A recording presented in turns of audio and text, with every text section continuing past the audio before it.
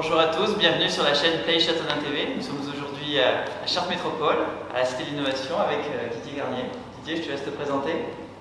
Bien, merci. Donc Didier Garnier, je suis vice-président à Chartres Métropole en charge du développement économique et j'ai entre autres effectivement dans le giron de ma charge effectivement la Cité de l'Innovation qui aujourd'hui est vraiment un écrin dans l'écrin. Très bien, alors parle-nous un peu de cette Cité de l'Innovation, le 101 ou futur 101.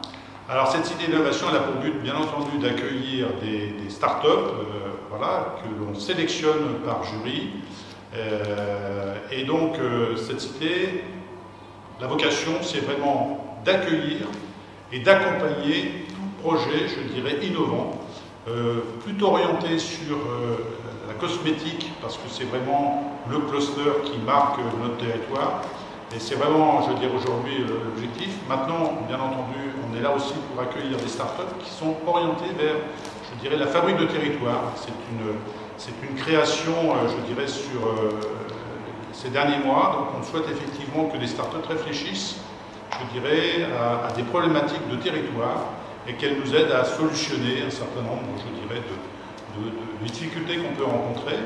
Et qu'elles innovent dans ce domaine-là, au travers peut-être d'applications qui pourraient servir, bien entendu, les causes du territoire. Alors ici, nous sommes dans le site côté hôtel d'entreprise. Je crois qu'il y a plus d'une trentaine de startups ici présentes. Alors effectivement, donc, ça se décompose au minimum en deux bâtiments. Il y a un bâtiment propice à recevoir et à accueillir des startups qui sont vraiment dans leur genèse.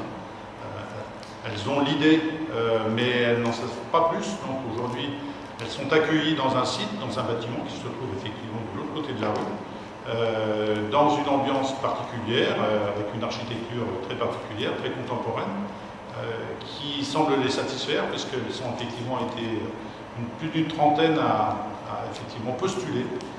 En réalité, il y avait 64 candidats, on a dû en retenir une trentaine sur les 28 qu'on s'était fixé au maximum. Donc ça fonctionne assez bien.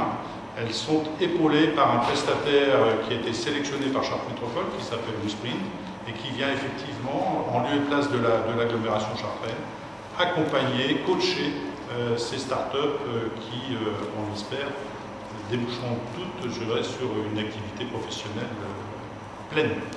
Alors tu nous disais, c'est un lieu de vie, c'est une ambiance, c'est un écosystème, peut-être un petit peu les spécificités ici de cette Cité de l'Innovation. Le but du jeu de ce genre d'installation, de ce genre, je dirais, de structure, c'est effectivement de favoriser les rencontres, de favoriser les échanges.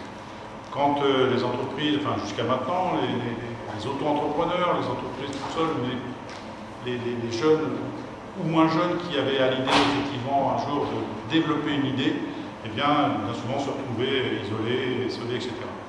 Là, l'objectif, c'est vraiment, je dirais, de les mettre dans une structure où ça va fourmiller de partout. Et je dirais, ils vont pouvoir très facilement, au travers d'outils qu'on leur met à disposition, que ce soit, je dirais, des salles de repos, des salles de détente, du baby-foot, du tennis sur table, etc., permettre effectivement des échanges et de la convivialité. Et ça leur permet effectivement d'avoir une autre vision et ne pas se sentir tout seul, je dirais, à travailler leur sujet. Très bien, avec des espaces de création juste au-dessus, par exemple. Alors là, on est dans le bâtiment. C'est un bâtiment, effectivement, qui vient tout juste d'être, je dirais, réceptionné, qui s'adresse là, cette fois-ci, plutôt à des startups qui sont sorties de la notion de startup, qui sont en cours d'évolution, qui sont en cours de développement. Elles ont déjà passé les premiers stades. Et puis, on accueille en même temps, je dirais, une série d'entreprises qui, je dirais, soit complète l'offre effectivement proposée par les startups, etc. et en même temps les accompagne. Je pense à des organismes comme BGE, comme UL, etc. qui viennent accompagner ces entreprises-là, qui ont besoin de financement particulier.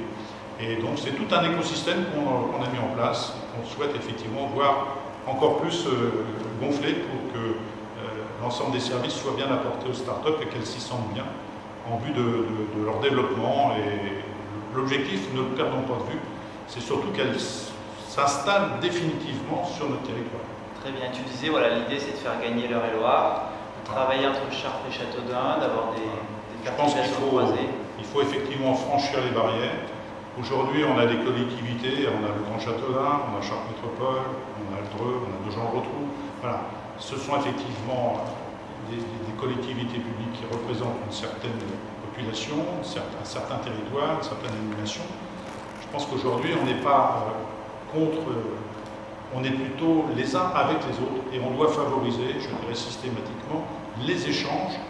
L'objectif étant qu'une entreprise qui souhaite se développer, s'installer, etc., en Eure-et-Loir, choisisse un lieu.